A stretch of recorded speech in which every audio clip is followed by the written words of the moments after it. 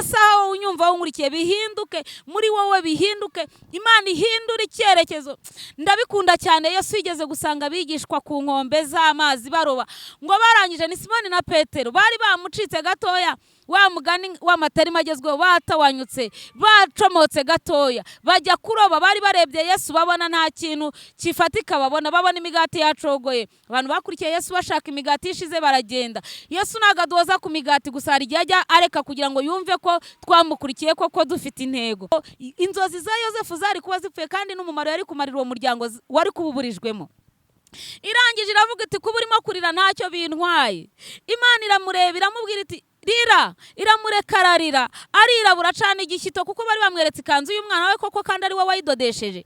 Bamwereka iriho amaraso, aravuga ati koko umwana wanjye yarapfuye. Abaturanyi baramuyagira, igishyito baragicana, barayaga bakurikira birarangira. Ariko Imana yari bizi ko Yosefu ari mu mwobo izamukuramo ikamujyana kwa wa mugabo, ikamukuramo ikamujyana muri gereza, ikamukuramo imujyana mu Egiputa agahinduka minisitiri wa mbere, yarangiza ikamugira minisitiri w'intebe kugira ngo bene wabo batazicwa n'inzara. Areba ingendo yagenze, areba abanzi bamurwanyije Uwiteka akamutsindira, areba ibikomeye Uwiteka yamucishijemo. Arangije arirahira aravuga ati nukuri nari umusore ariko ubu ndashaje. Hari mugenzi wanjye umwe twahoze tuganira aravuga ngo ukiri umusore ujya ushaka ukikenyeza ukagenda ukambara neza, ugafunga urukweto ukambara neza, ugafunga ishati karavati ukayikubitamo, ariko iyo umaze gusaza ngo baragukenyeza bakakujyana aho ushaka.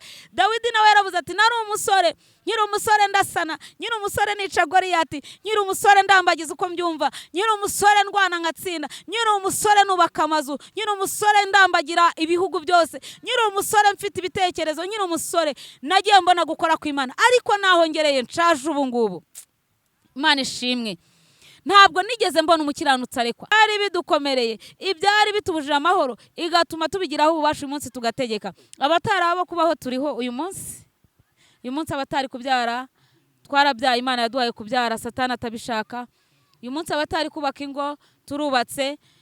Muri mbye yararembye ngo mu migambi ye harimo n'izina ryanjye, icyo yanditse yaracyanditse. Nshima Imana yuko icyo yanditse ku buzima bwa Mama Queen yacyanditse. Abantu bagambirira bakagira imigambi myinshi kuri njyewe, imibi cyangwa imyiza, ariko Imana idakiranirwa, Imana ishobora byose, umugambi wayo mwiza kuri njyewe nta muntu wawuhindura. Ariko imigambi y'abana b'abantu ku buzima bwanjye Imana igiye yitesha agaciro ikayihindura. Turabasuhuje mwese inshuti zacu, abadukurikira kuri kamera za Me&Me TV show. Amahoro y'Imana nabane namwe. Ni wa mubyeyi w'inshuti yanyu Mama Queen, nakagaruka kandi uyo ngarutse ndabibabwira. Ndashimira Imana yuko turi amahoro, ndashimira Imana ko tukiri bazima. Hari abantu bavugaga ku makamera nk'uko batakiriho, hari abibagiranye, hari ababiretse, hari abapfuye. Muri make twebwe turacyashima Imana ko tukiri bazima kandi ubuzima bukiri mu mubiri muzima. Uwiteka bihererwa icyubahiro. Wowe uri mu bihe bigoye, wowe uri mu bihe bikakaye, Imana igihindura amateka. Icyo kintu nkivuga cyane kuko ndi umuhamya uvuga ko Imana ihindura ibihe, ndi umuhamya uvuga ko Imana inyuranye ibihe.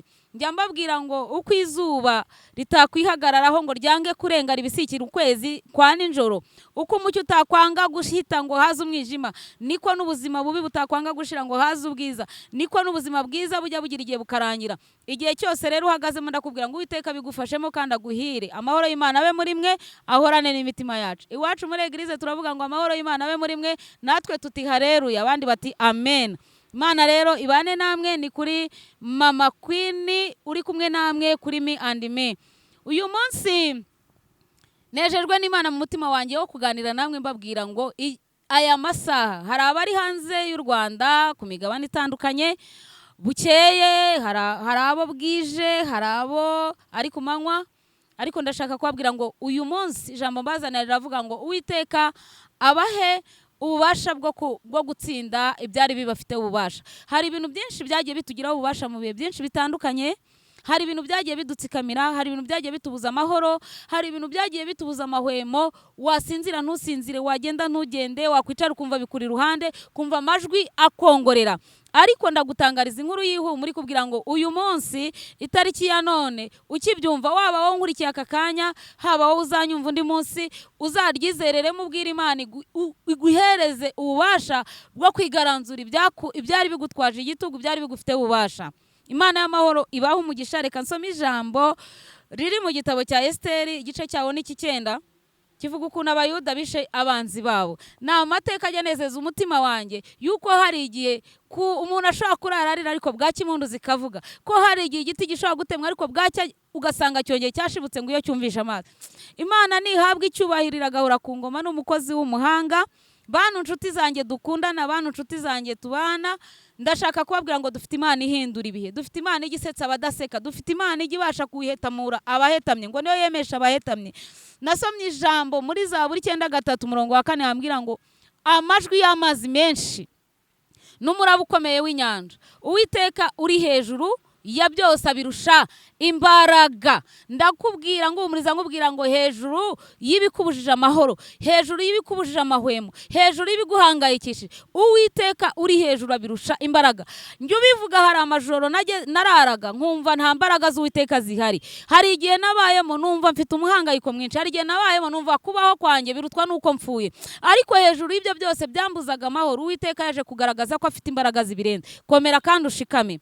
Dusome ijambo rivuga ngo ku munsi wa 13 w'ukwezi kwa 12 kwitwa Adari, itegeko n'iteka by'umwami byendaga gusohozwa. Niwo munsi abanzi b'abayuda bibwiraga ko bagiye kubagiraho ububasha, ariko birahinduka, abayuda bari babagira ububasha ku banzi babo. N'iryo jambo ryonyine Imana y'amahoro ibaho umugisha. Esiteri igice 9 guhera ku murongo wa 1 haravuga ngo uwo munsi ngo hari n'amatariki bavuze nashaka gusubiramo kuko ngenda ndahamya kuri uyu munsi ndiwo. Uyu munsi kuri itariki nicayeho mvuga ibi, uyu munsi kuri itariki wumviye ibi ngibi, ndagira ngo nkubwire ngo ibyari bigufiteho ububasha, Uwiteka atanga ububasha bwo kubihindukirana. Ibyakubwiraga ngo ntuzabaho ubibwire ko ugomba kubaho, ibyakubwiraga ko utazarya ubibwire ko ugomba kurya, mbese ibyakubwiraga ko upfuye ubibwire kuri uwo kubaho, uhindukirana ibyari bigufiteho ububasha. Impamvu ya mbere, iki gitabo kuri iki gice cya 9 hari ibyakibanjije mu bice bibanza. Twumvisha uburyo Morodekayi na Esiteri bari abanyagano muri kiriya gihugu. Bamaze kugerayo bibera ku irembo, uyu mugabo Morodekayi aba ku irembo, uyu mwana w'umukobwa aba kwa se wabo ari we Morodekayi.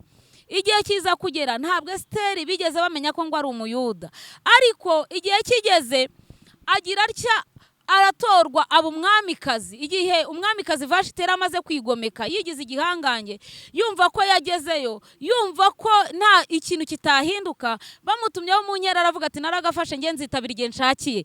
Ariko mu ijoro rimwe gusa ibintu birahinduka. Umwami aravuga ati ariko uyu nguyu hari abakobwa benshi, reka nkwereke uko mbigenza. Atumaho ati munshakire abakobwa benshi, mubanshakire mubanzanire nshake musimbura uyu mwamikazi. Igicuku kimwe ijoro rimwe umunsi umwe disanga uwari Vashiti avuye ku ngoma, hatoranywe Esiteri atari uko ari mwiza, atari uko arusha abandi uburanga, atari uko iki, ahubwo kuko igitinyiro cy'Uwiteka n'igikundiro byari bimuriho, kandi kuko isaha y'Imana yari igeze kugira ngo igihe nikigera ububasha bari babafiteho bwo kwica buriya bwoko bukazima bizanyure muri Esiteri, ubwo bubasha buhinduke nabo bagira ububasha ku banzi babo. Bari baratsembwe, bari baraje ari abanyagano, aribo barokotse ariko aribo bacitse ku icumu, ariko Uwiteka aza kubaha ububasha noneho no mu gihugu bari banyagiwemo bashaka kubazimya burundu, ariko Uwiteka bicamo atuma uyu mwamikazi ahakwa ku mwami mu gihe kidasanzwe. Njya mbyibuka neza, ni amakuru ntashaka gusubiramo. Hari igihe cyageze ariharahara amagara ye, asanga umwami mu gihe kitari cyo kumusanga, asanga umwami kambere mu gihe kitari cyo guhamagarwa, ariko umwami kubera urukundo yamukundaga ngo amutunga inkoni, kandi wamusangaga umwami ataguhamagaye ngo warapfaga cyangwa bakakugenera ibindi bihano. Ariko kuko Imana yari ifite umugambi mugari wo kugira ngo irengere aba Bayuda, irengere Esiteri na bene wabo, byatumye umwami amwemerera, bituma asaba agahanga ke n'akabene wabo. Igihe Hamani yari yararakaye ati ngomba kubasiba ku ikarita bagapfa.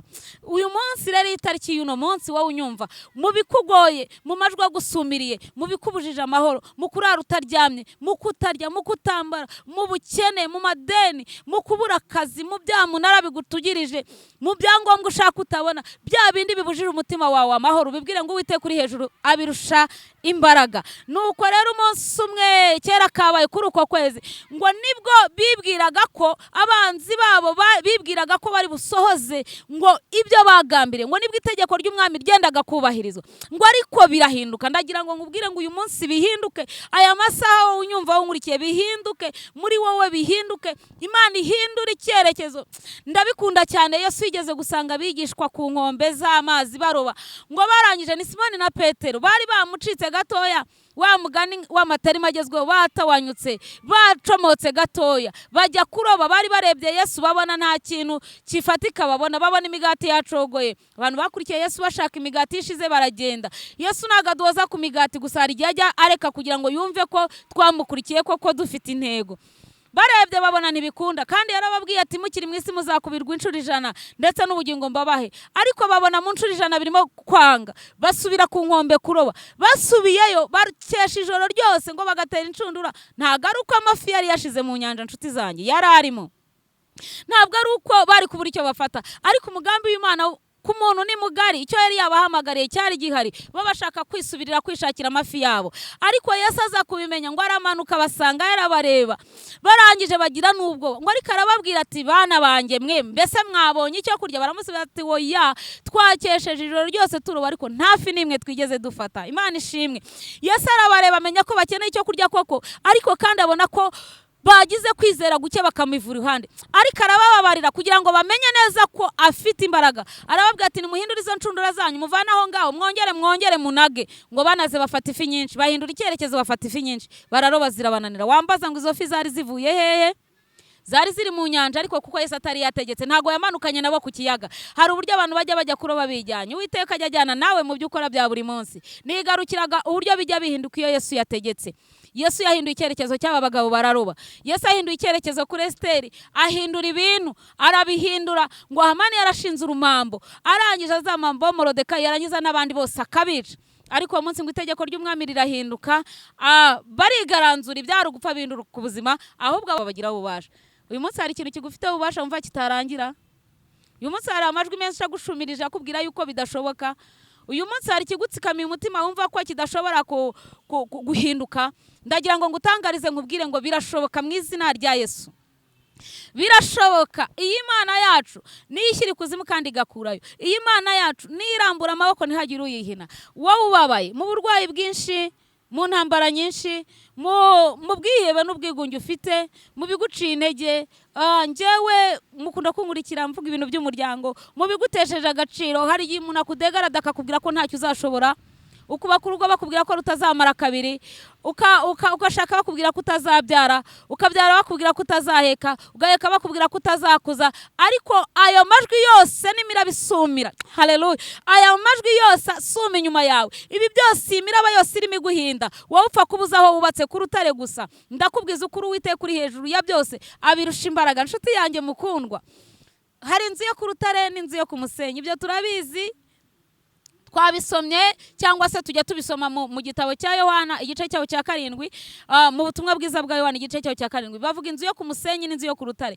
Inzu bitewe n'aho ishinze, iyo ari ku musenyi ibyo byose biraza igatemba, ariko iyo ari ku rutare Uwiteka Imana abasha kugushyigikira bikikubitaho bigagusiga uhagaze. Ni iki kiguciye intege mu buzima bwa buri munsi? Murimbyi n'uwarimbye ngo hari byinshi uhura nabyo bikababaza umutima wawe, bigatuma utekereza iyo uvuye n'iyo ujya ukabona byose nta cyerekezo. Ariko Imana twakora, Imana twamenye ituye muri twebwe, idufasha amaboko, idukomeje, iyo ngiyo ibasha kubana natwe. Ni iki kikuruhije umutima?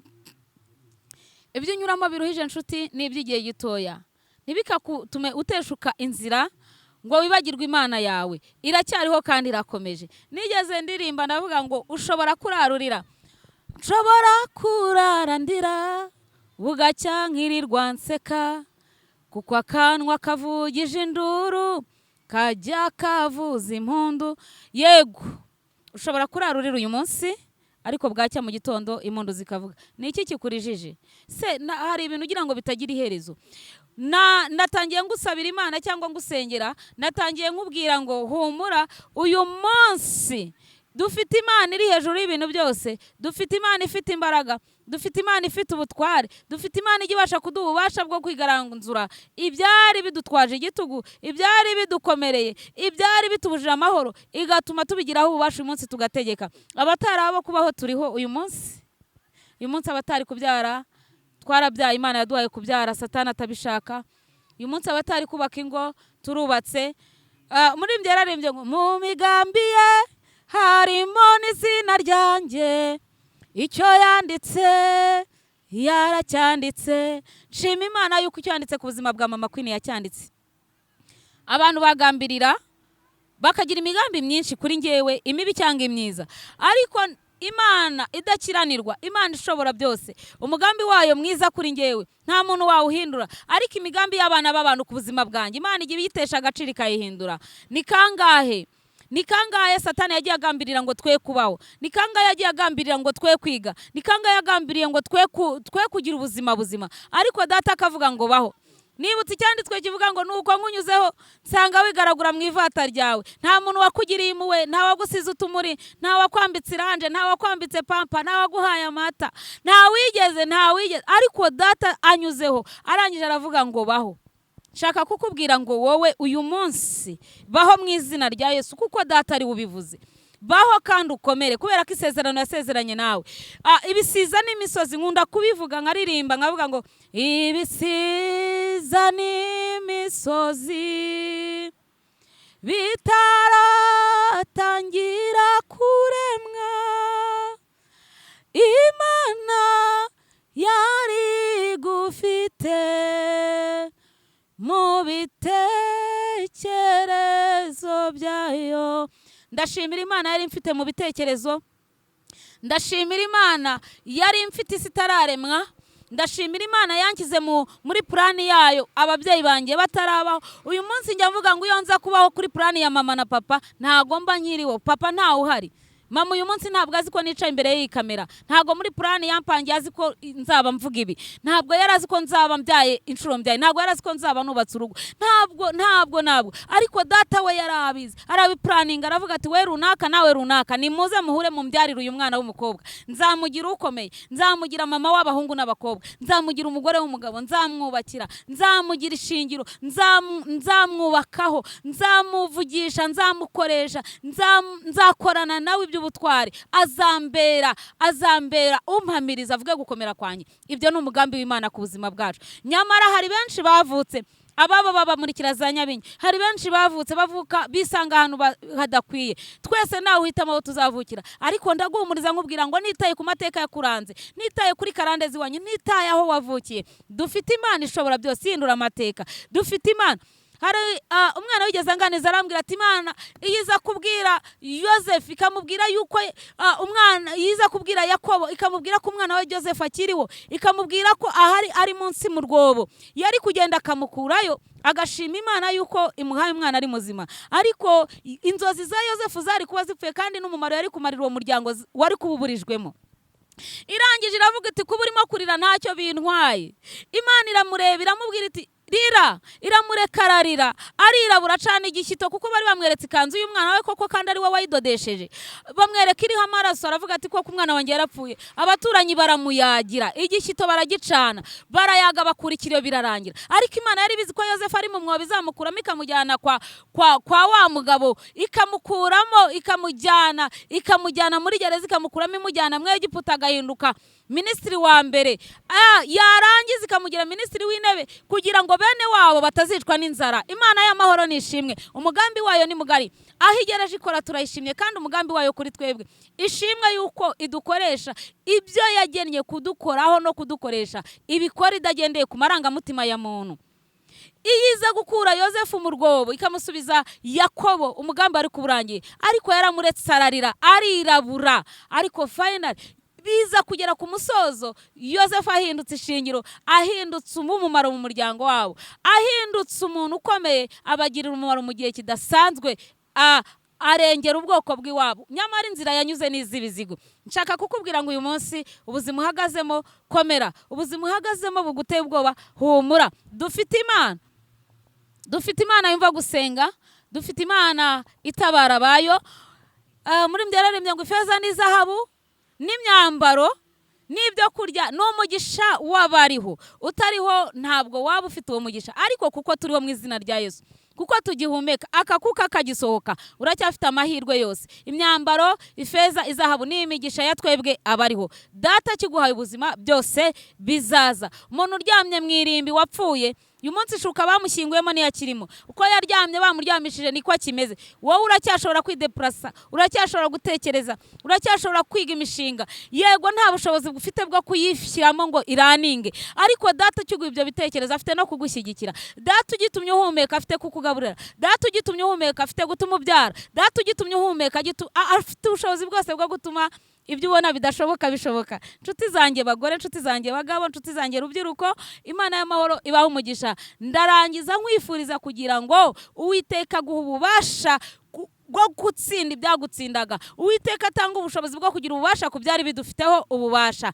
Amahoro y'Imana abane namwe, komera kandi ukomeze, agumye gushyigikire.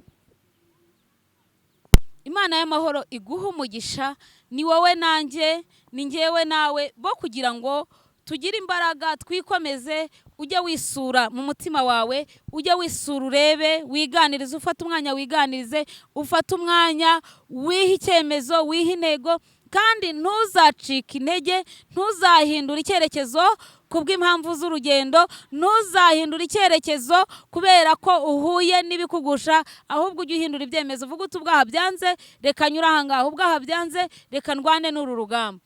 Wowe bikumereye bite muri iyi minsi? Ese bimeze bite? Dawidi yigeze avuga, arangije aravuga ngo nari umusore ariko ndashaje, ngo ntabwo ndigera mbona umukiranutsi arekwa, ngo cyangwa urubyaro rwe rusabiriza. Imana yacu nishimwe. Ntabwo ndigera mbona umukiranutsi arekwa cyangwa urubyaro rwe rusabiriza. Yarashatse kuvuga iki?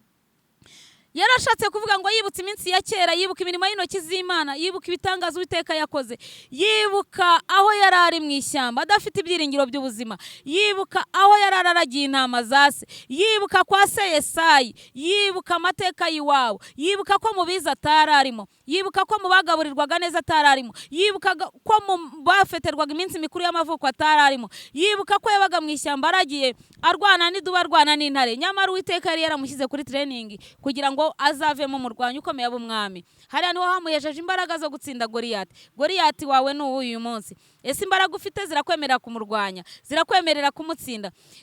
Dawidi arakomeza rero, niho yaje kugera ku bwami, amaze kubyara, atunze atunganiwe, abona abanzi be batsindwa, abona arangije areba uburyo Uwiteka amugiriye neza, areba aho yavuye, areba ingendo yagenze, areba abanzi bamurwanyije Uwiteka akamutsindira, areba ibikomeye Uwiteka yamucishijemo. Arangije arirahira aravuga ati ni ukuri nari umusore ariko ubu ndashaje. Hari mugenzi wanjye umwe twahoze tuganira aravuga ngo ukiri umusore ujya aho ushaka, ukikenyeza, ukagenda ukambara neza, ugafungura ukweto ukambara neza, ugafunga ishati karavati ukayikubitamo, ariko iyo umaze gusaza ngo baragukenyeza bakakujyana aho ushaka. Dawidi nawe yaravuze ati nari umusore, nyiri umusore ndasana, nyiri umusore nica Goliyati, nyiri umusore ndambagiza uko mbyumva, nyiri umusore ndwana ngatsinda, nyiri umusore nubaka amazu, nyiri umusore ndambagira ibihugu byose, nyiri umusore mfite ibitekerezo, nyiri umusore nagiye mbona gukora kw'Imana, ariko naho ngereye nshaje ubu ngubu. Imana ishimwe. Ntabwo nigeze mbona umukiranutsi arekwa, ntabwo nigeze mbona Imana imutererana, ntabwo nigeze mbona akorwa n'isoni, ahubwo Uwiteka yita ku rubyaro rwe kandi aramurengera uko bwije n'uko bukeye. Imana y'amahoro iduhana umugisha. Natwe uyu munsi hari ibyo tubona bidashoboka, ukurikije amajoro watambutse, ukurikije amanywa wabonye, ukurikije igihe wabonaga ahandi bwakeye, wowe ukabona iwawe haracyari icuraburindi. Ntacyo washinja Imana, ntacyo wayishinja.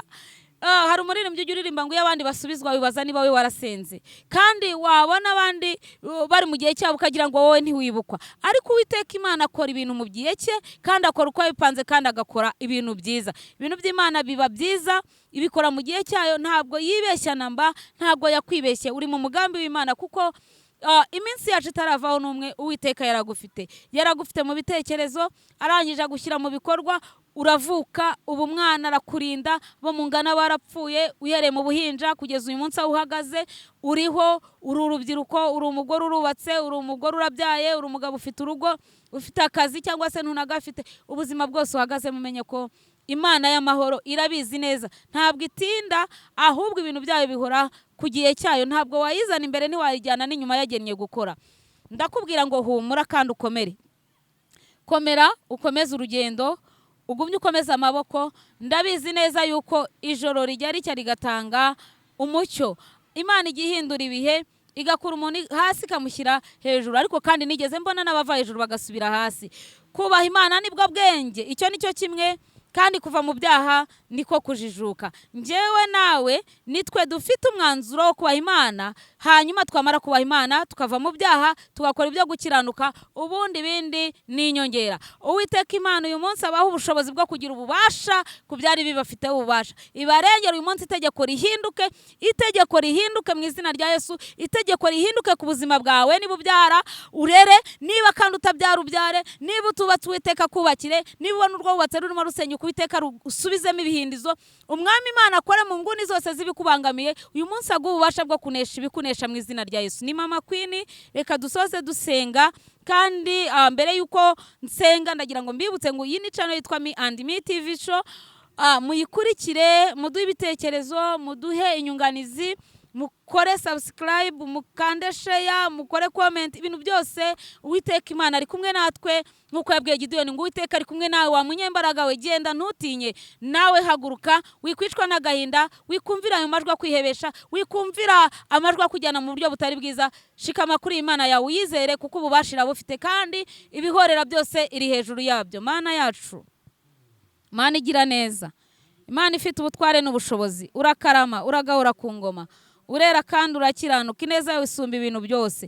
Ndaguhamagaye aya masaha, ijambo ryawe rirambwiye ngo kuri uriya munsi watanze ububasha abayuda bigaranzura abanzi bawo, utuma babona imbaraga zo gutsinda abari abanzi bawo. Esiteri na Morodekayi n'ubwoko bw'iwabo bwose ubuhereza ububasha bwo kongera kugira ijambo, ubuhereza kubaho. Kandi byari byanditswe yuko itegeko ry'umwami ryagombaga gusohozwa ngo bupfe butsembwe rwose, ariko utanga itegeko wowe ubwawe, itegeko ryawe ntirikuka, ubaha ubushobozi bwo kwigaranzura abanzi bawo. Ndagira ngo uyu muntu udukurikiye mu cyiciro cy'icyari cyo cyose, muhereza ububasha n'ubushobozi bwo kwigaranzura ibyamugenzaga, byadutwazaga igitugu, ubuhe kubyigaranzura, kandi uduhe kukubaha no kukubahisha. Twitondera amategeko yawe kugira ngo Mwami Imana tukubahishe tuzi muri no si, kandi Data no mu bwami bw'ijuru tuzabashe kugerayo, kuko waravuze ngo tukiri mu isi tuzakubirwa inshuro 100, kandi uduhe n'ubugingo buhoraho. Hano mu isi kuba duhumeka ni kimwe mu nshuro 100, kuba turya tukaryama ni kimwe, ni cya kabiri mu nshuro 100. Mu nshuro 100 harimo ko twambaye, mu nshuro 100 harimo ko dufite amahoro,